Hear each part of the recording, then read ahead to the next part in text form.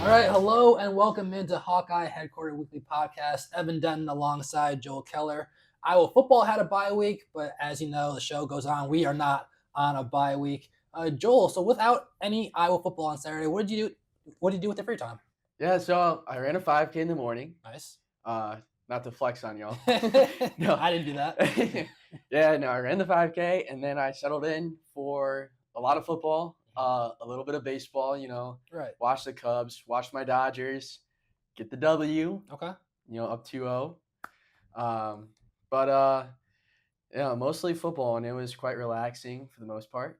Nice change up, just being able to watch as many games as possible. Yeah, I'm not like trying to catch up with stuff after a Hawkeye game on my phone Yeah. and like when the service isn't working in Kinnick. But so it was really nice to sit down and watch it. But I think you had a pretty eventful Saturday. We will get to that. I might have pulled a little Connor Stallions-esque behavior in terms of filming one of Iowa's upcoming opponents, but it's all under NCAA rules. Did not break any violations. So we'll get to that in a second. But focusing on Iowa moving forward, they did have a bye week, so we're going to focus on their upcoming opponents. And of course, next Saturday, they are taking on the Wisconsin Badgers, which I went to the Michigan-Wisconsin game back in my hometown of Ann Arbor just to see what Luke Fickell and his team looks like. They're not as bad as people say they are, all right? They have a decent offensive line, got some push against Michigan. Running back has some good viewpoints in terms of getting to the right hole. Their defense over time will wear down, all right? And I think that's a spot where Iowa can take advantage of them. But it could be a back-and-forth game with this being a rivalry game. Yeah, it usually is. Mm-hmm. I was looking back, and, there's not a lot of blowouts, especially as of late with Wisconsin not being as good as they were in the late 2000s, early 2010s, and Iowa not having a great offense, So other than last year with the random 42-10, everyone knows 42, right? Wisconsin's really taking that to heart, to say the least. But, it's most likely going to be really close and competitive, and it's going to come down to who wins in the trenches, just like almost every year. And Wisconsin is on their second string and third string quarterback, so that could be a big development. What we learned from Kirk Ferentz is that Mark Gronowski is making some very good progress. The testing came back positive, so there is a good progressing chance that we might see him under center for Iowa on Saturday. Yeah, and depending on the quarterback is really, obviously, like if you don't have your starter, you're not going to have as good as a chance to win. But I think the way that Iowa can really beat Wisconsin is through the air. Right. Their defense is good, strictly run defense though. Their pass defense isn't great. So if they can force Wisconsin to commit to the pass a little more, then that will help all aspects of the offense. So, but I don't think that passing attack is there quite yet with Hank Brown from what we've seen. And even if Jeremy Hecklinski gets in there too, who knows what you get from him. We haven't seen him in game action. But then on the outside, we might see the return of Reese Vanderzee. Obviously, he led Iowa last year in touchdown catches. That would be a massive return from him. Obviously, he's very tall, but adds another layer to that deep receiving room. Yeah, I think everyone you talk to, too, is so excited to see this man play. He was a true freshman last year, played really well, really good one-on-one 50-50 contested catcher, and now he's finally back, and you got hopefully Gronowski throwing to him. He will be throwing to him sometime this year. And that could really just get this offense exploding because it seems like Iowa's got a lot of slot receivers. All right, now we got that true X. Let's see what this offense can do. So if Iowa does go into Madison and win, do you think that is the end of the Luke Fickell era for the Wisconsin Badgers? I think it's got to be. You lose to a rival again. Yep. Yeah. You give the bull away again, and they've had a tough year this year. It has not looked pretty, and it's not at all what Wisconsin thought they were going to be with Fickell. So I feel like it would be a natural parting point for that era. I agree with you on that. And then following that, another coach that is now on the hot seat. All right, Iowa welcomes Penn State to Kinnick Stadium. Ladies and gentlemen, sound the alarm in Happy Valley. They just got upset by previously winless UCLA on Saturday. I was watching that game. I'm sure you're watching that game. How did that happen? I still don't know. I think UCLA still doesn't know. Right. But it was crazy. You always thought Penn State was they're going to pull away. They're going to figure things out, but they never did. And it is it is probably one of the most surprising upsets I've seen in a long time. Since App State and Michigan. I was going to bring that up, but I didn't want to hurt your feelings. I'll bring it up. Yeah. No, Penn State was number 2 to start the year. All right, Drew Aller, he did not play poorly against UCLA. Just this top-notch defense gives up 42 points to the Bruins after they just fired their head coach a week prior. It can't happen. It cannot happen if you want to be a legitimate playoff contender. No, and they have not beaten a Power 4 team yet this season, right. So that's not helping their argument that they're even a top 25 team, which they aren't anymore. So they have Northwestern next, and then they come to Iowa, obviously. That game is now going to be another night game at Kinnick. And as a non-Iowan, all right, I know that weird things happen at night, especially in Kinnick. So that's a game that could be going in Iowa's favor, I think. Yeah, I think as the season's gone on, it's looked more and more winnable. Mm-hmm. A lot of Iowa fans, I think, had this one circled. A lot of them do coming into the year. Iowa-Penn State's like a low-key rivalry. Right. You know, big rivals in wrestling and football. It's kind of grown into that because every game, it seems like, is extremely competitive. Yep. Weird stuff happens. But this one it's gonna be very winnable, and it's probably not gonna be the marquee win that Hawkeye fans were hoping for, but it'd still be a good win to take down the Nittany Lions. James Franklin, a $50 million buyout. You can come on our show whenever you want, James Franklin. We will gladly make a chair for you. Following that, it is Iowa and Minnesota. Nothing really jumps out when you watch Minnesota. They lost 42-3 to number 1 Ohio State. But I will say that I like the suit and tie look for PJ Fleck on the sideline, but besides that, nothing too noteworthy from Minnesota. Yeah, no, the bald head definitely sticks out. It does. I don't know if it's noteworthy, but Minnesota's. I'm expecting that to be a pretty easy win for Iowa. Blackout too. Yes. Fans will be excited. Maybe it'll be another night game. Why not? At this point, it might as well be. Right? So let's keep going forward with Oregon. All right, they very well might be the best team in the country. Dan Lanning, a phenomenal head coach, Dante Moore. That, I think, is the final marquee game on Iowa's schedule.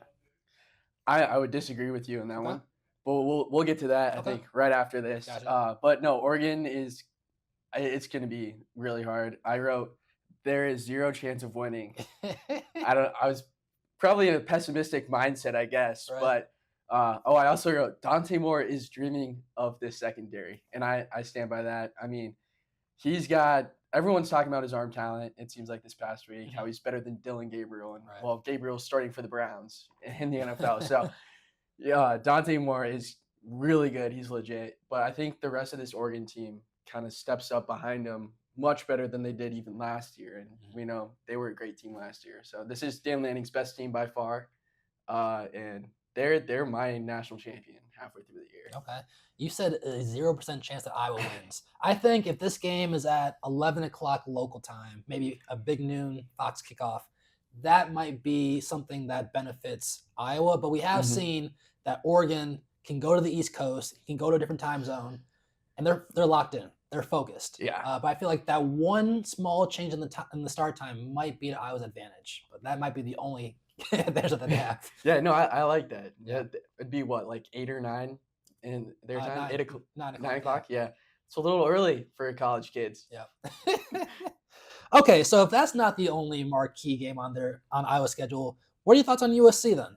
I think USC down in SoCal, if Iowa can win there, I will be very happy. That'd be the marquee win of the season for me.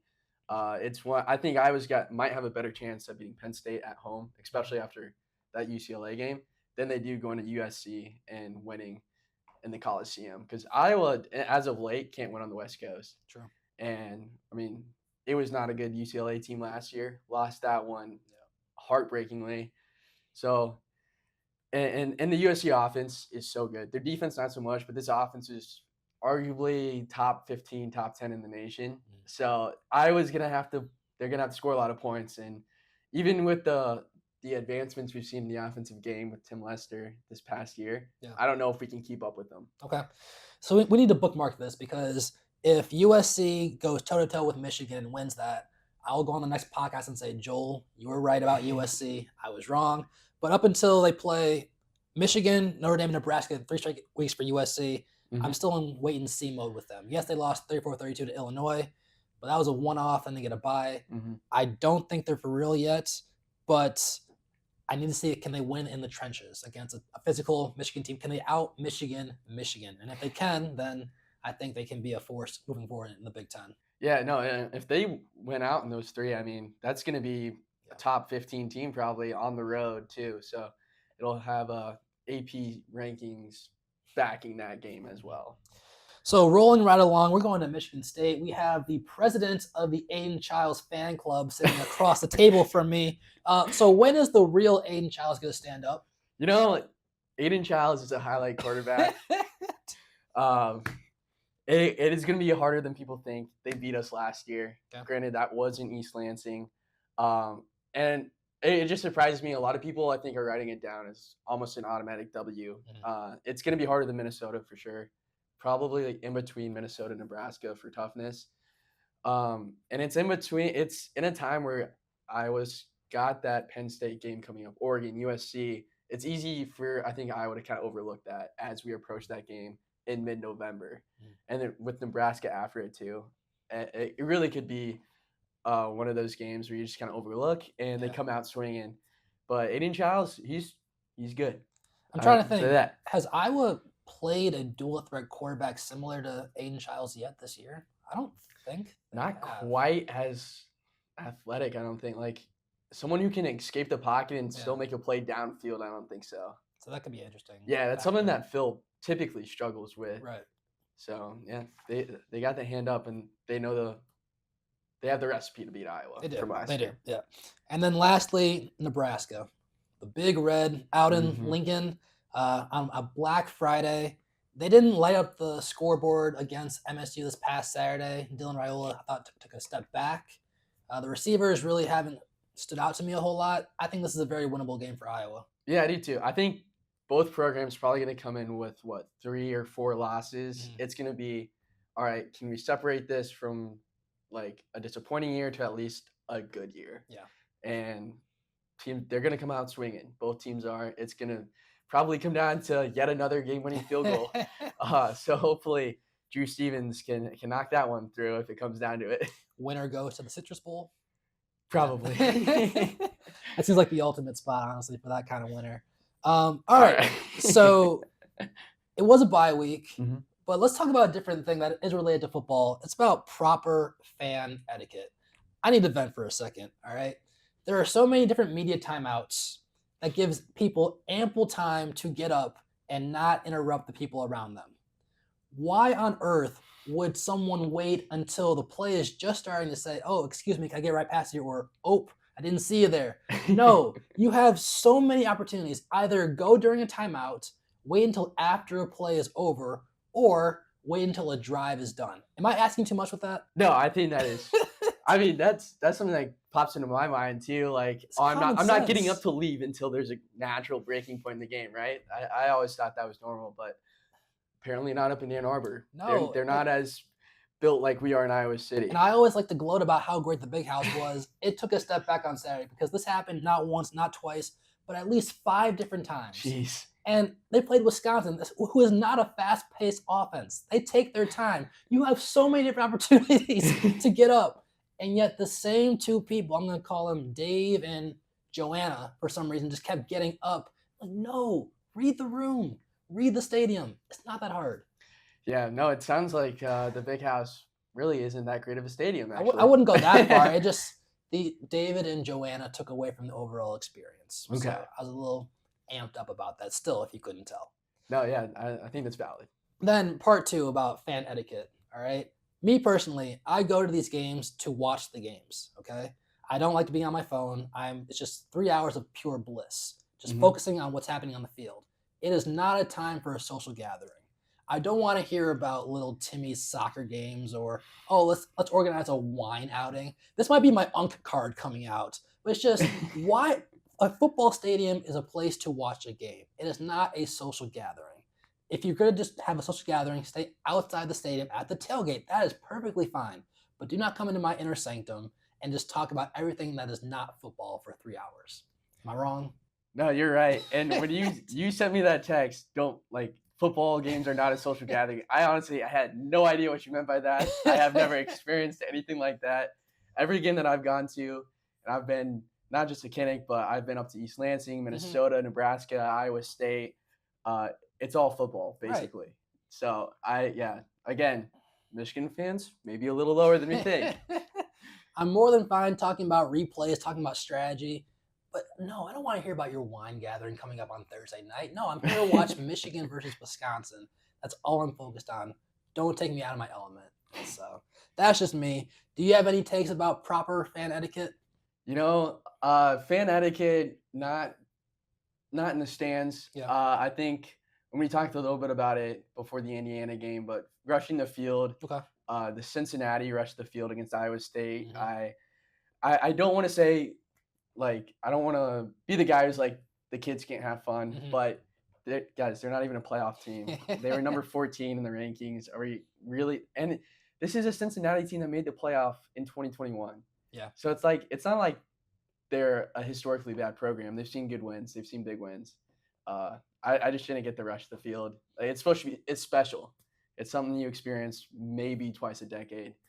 And that I don't know. I think we got to make it more special. It's really lost its weight. So are you saying that you should only rush the field if, say, you beat a top 10 team? I think top 10, arguably top 12 because of the playoff. Okay. I get that implication, but top 10 for sure. Now, I will say I was kind of shocked that Iowa State did not rush the field when they beat Iowa to start the year because they hadn't won in Ames in a long, long time. And I thought for sure they were going to, but they didn't. I said, wow, okay, so they kind of expected this, which I respect. Mm-hmm. But I thought that was going to be my first time being inside of a field storming, and it wasn't. So I was kind of shocked. Yeah, maybe if the Hawks were ranked, Maybe. I could see it, even if it's like 22 or something. Yeah. But it's good on them that they didn't, because that would have been really easy to shout out the little brother jokes. So, all right. Well, we are talking about the top 12, and we are less than 1 month away from the first CFP rankings coming out. It's hard to believe. wow. This season is just rushing by. Yeah, just like that. And so it's the 4 conference champs, and then the group of 5, and then the other 7 teams. But for this time, compared to last year, you don't have to be a conference champ to finish in the top 4, which I think is a very good idea by the committee. Mm-hmm. All right, Joel, who are your 4 Power 4 conference champs? And then let's go. I'll say mine, and then we can do the rest of the CFP rankings. Yeah. We're what, 6 weeks into the season, and it is a crapshoot for most conferences. The 2 that I think are the most obvious, I think Oregon's got it in the Big Ten. Miami's got it in the ACC. Miami, I think, is by far the favorite in the ACC. I disagree. Okay. Well, we'll get to that. And then in the SEC, I want to say Ole Miss. I think Georgia probably might come out with it. I have them. I couldn't decide, and I still can't decide. It's going to be one of the 2, I think. Okay. And then Texas Tech out of the Big 12 for sure. They're pretty much a lock, I think. They got the best team by far in the Big 12. Yeah, so I agree with 2 of those teams. All right, I think Oregon, they're going to play Ohio State in the Big Ten title game, and they're going to win that. I also have Texas Tech out of the Big 12, the best team that money can buy down in Texas. Yep. I mean, they've fully embraced NIL and transfer portal, and they're using it to their advantage because they have a lot of oil money down. They need to have some oil inspired jerseys or helmets. I think that'd be pretty cool. That'd be cool. I like that. Yeah. Let's see. Out of the ACC, I got Georgia Tech. Okay. This team has been a surprise so far this year. Haynes King is that dude. I think in a one game, everyone takes winner takes all kind of situation, they can upset Miami, and I think the rambling wreck of Georgia Tech are going to create some havoc in the playoff. Then this is I don't like saying this. The SEC, I think it's Bama. Wow. They already won at Georgia. They just beat an undefeated Vandy team. They're going on the road this week to play an undefeated Missouri team. I just think that Ty Simpson, he's a dark horse in my opinion for the Heisman discussion at least, and I think that DeBoer, his back is against the wall, but he's always been a winner, and I think that this is their year to really make a run in the SEC, not to win it all in the overall national title, but I think their confidence and I just don't. I'm not really fully confident in Ole Miss. I just feel like Lane Kiffin will Lane Kiffin it up at some point, if that makes sense. No, yeah, they definitely have a weak spot, and that's the defense. Yep. So I get that. The offense is just so fun, and I thought the LSU one was pretty convincing. But no, you're right. Alabama, they're no longer the hunted. They're Right. going to be the hunter, and that is a different aspect that they'll be able to take the rest of the year. They do have a tough schedule. Obviously, it's the SEC, so it starts with this week, Missouri. Yep. You got Purdueie out there. Missouri is a pretty good team. They're not bad. They're not bad. All right, so who are your top 4 overall seeds in your playoff? You have that. Yeah, top 4, basically gonna be the same. Okay. Whoever wins out of Ole Miss or Georgia will be there. Number 1 will be Oregon. Yep. Number 2, Miami. Number 3 is that SEC championship or champion, and then number 4 is Tech. Gotcha. So my top 4 are Oregon, Alabama, Ohio State at number 3, and then Texas Tech at 4. I think it's going to be a 1 versus 2. Oregon, Ohio State. Mm-hmm. Maybe Michigan upsets Ohio State. A guy can dream, right? But yeah, realistically, definitely a dream. Realistically, I think it's going to go Oregon, Bama, Ohio State, Texas Tech for my top 4. Okay. Who are your 5 through 12? 5, I got Ohio State. Okay. But I could flip them out with Tech any day of the week. Undefeated Texas Tech or 1 loss Ohio State is kind of a question, and we have plenty of time to debate that. We probably. We do. So after that, we'll just say Ole Miss is 3, SEC champion for my sake. Georgia 6, LSU, Indiana at 8, Oklahoma, Bama, BYU, I think could sneak in there, and then Navy's your Power 5. Interesting. Yeah, outside the Power 4, Navy. They got the best quarterback I think of the AAC, Blake Horvath. Okay. Hasn't gotten a lot of national attention, but I was finally able to catch a Navy game and watch him, and he's good. He was good last year too. Yeah. So he's got all that experience too, which I think is huge. Okay. So I've got Georgia Tech at 6, Miami at 7, A&M at 8, Ole Miss 9, Arizona State at 10. I like the second Big 12 team, but I don't think it's BYU, so we're kind of on the same wavelength. Yeah.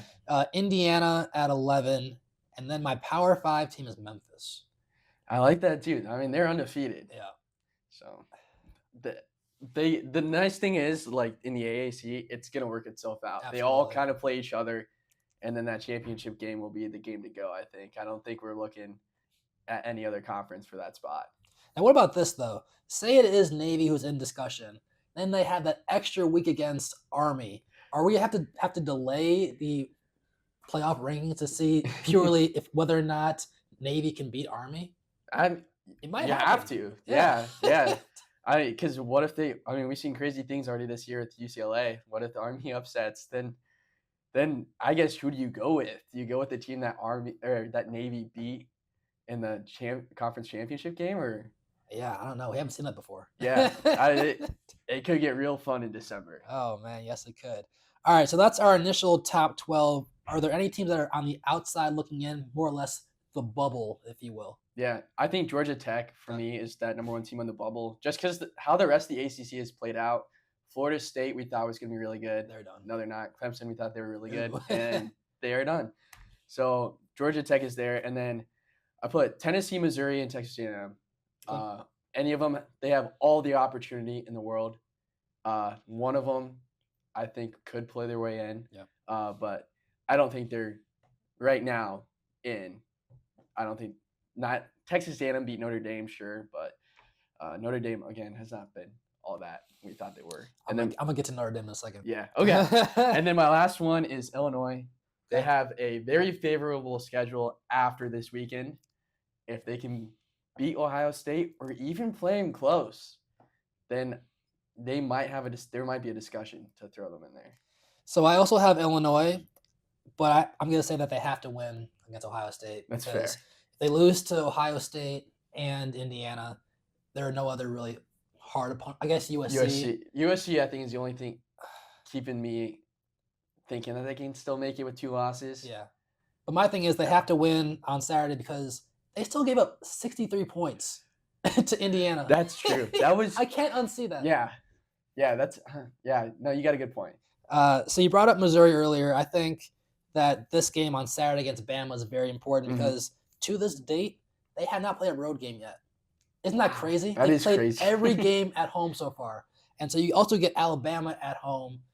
You got to win it. I mean, because Mhm. you have other hard games down the road, but you have to win this marquee game on your home field. Oklahoma, they're taking on Texas, who is not nearly as tough as we thought, Yep. but they're still without John Mateer.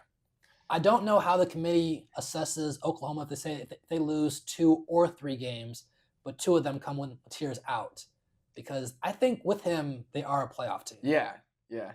No, I think you're on the right track with Yeah, that. I think if they lose 3, I don't think any 3-loss team should be in the playoff. right. The second that happens, I think we gotta step back and reevaluate. Yeah, But if they lose 2 and it's without Mateer, I mean, why not have them in there? Because they wouldn't make the championship, the SEC correct. championship anyway. Yeah, So you really got to put a lot of stock into that. And if you're gonna take Florida State out a couple of years ago because they don't have a starting quarterback, right. then I think it's got to go both ways. Iowa State is a distance bubble team. They got Even after this lot weekend, of injuries. They played terribly in the first half, but they did fight back they did. to make the game close late. Uh, Rocco Becht, I think he can be the guy, but he needs some help, Mhm. obviously. And they only have 1 loss, so I think they're still in the running. LSU, if they can get a couple marquee wins down the stretch, I mean, they only have 1 loss so far, so I think they're still in the running. And call me a homer, but I think Michigan is the absolute wild card in all of this. All right, because they have 1 loss, and that was to Oklahoma. If they beat USC on Saturday, they have a pretty favorable schedule up until the last week of the season against Ohio State. Is that resume good enough? 10-2 with a loss to Ohio State and Oklahoma is also on the bubble. Is that good enough to get in? I do not know. No, yeah, I think you're right. Michigan could very well play themselves in, and I wrote them down, Yeah, thank and you. then and Appreciate then I it. deleted them. So I almost picked them basically, but I can see the vision. I can see how they get there. Big thing, don't get blown out by Ohio State. Yep. And then I think they have a strong case. And this team is slowly rising from the dead. Notre Dame. All right. I put them down because the AP poll has them number 16. I do not know how a 2 loss team can be number 16 in the country, but they are. And if they beat USC in a couple weeks, they can win out. That would be a 10-game win streak. I think somehow, some way they could sneak in. I don't think they would deserve it, but the fact that they're number 16 right now, I think they might be a major player in the playoff discussion moving forward. Yeah, no, and they have that key game against Navy too. They do, So yes. Navy, you know, they probably will be in the back of the top 25, if in the top 25 at all, Right. when that game happens. But it'll still be a legit win if they can beat Navy. But my bold prediction for the rest of the year: Navy beats Notre Dame in that game. That is, I love that game for Navy, Okay. and I think it'd be really fun too to see an academy team Absolutely. take down Notre Dame. That'd be Phenomenal. amazing. All right, we'll have to wait and see if that actually comes to fruition. So Iowa coming off a bye week, going up on the road to Madison. What is your level of concern for the Hawkeyes coming off of a bye week? I'm not too concerned, especially the news that we heard this week, Mhm. which is Gronowski. It seems like probably is going to be able to go. Right. If we have Gronowski, I'm so confident in the Hawkeyes that they can win against the Badgers, especially with Reese Fantasy back. Mhm. Without him, I'm probably maybe like a 4 and worried, 4 or 5 compared to like a 1 or a Yep. 0. So it'd be a much more stressful Saturday. And obviously, every game is important. They go week to week, want to win the day, if you will. But the fact that this is a rivalry game, you're playing for a trophy. I feel like even after a close loss to Indiana, you can regroup and say, "Hey, we want to keep this trophy in Iowa City, the Heartland Trophy, obviously." I think that's going to be a big motivation for the Hawkeyes this week, and I think that should be a good enough factor to get them the win in Madison. Yeah, no, I 100% agree. I mean, one thing about this rivalry, I don't know if people outside of Iowa and Wisconsin realize this, but I think it might be the most like respected Okay.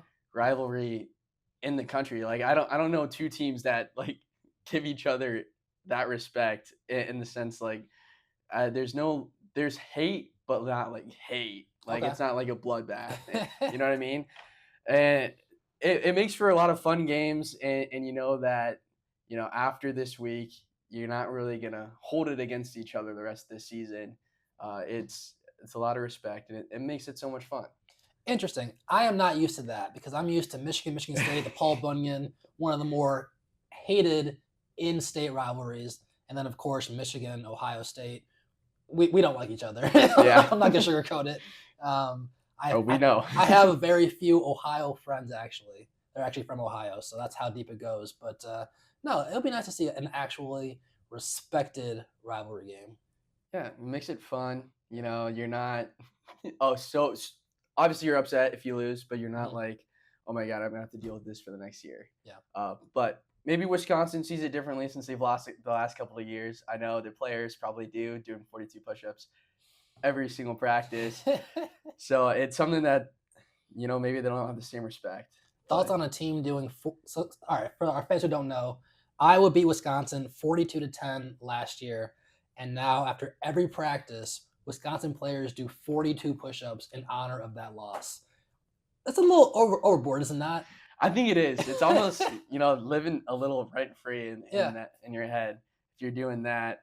Uh, People always like to say, "Oh, it's just another game." I think Wisconsin doing that proves it's not, Yeah. just another game. It's a big game. Everyone knows it, especially with Luke Fickell, Mhm. with the season starting the way it has.